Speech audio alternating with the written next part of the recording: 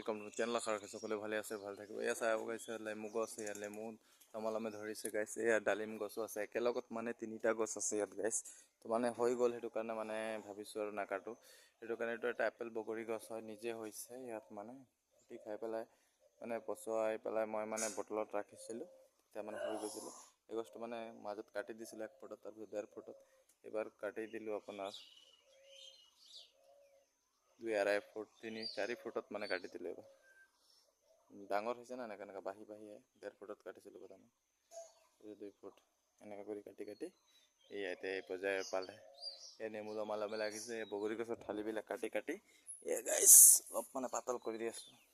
মানে লেমু গছটো মানে অলপ পাতল হৈ যাব গাইছ। নেমু হয় এইটো, নেমুটো চবেই খাই ভাল পায় গাইছ, আৰু নেমুটো এতিয়া বহুত দাম, সেইকাৰণে লগাই দিছোঁ এনেকৈ কেইজোপামান। চ' আজিৰ ভিডিঅ'টো ইমানতে সমাপ্ত কৰি টেক কেয়াৰ, বাই বাই।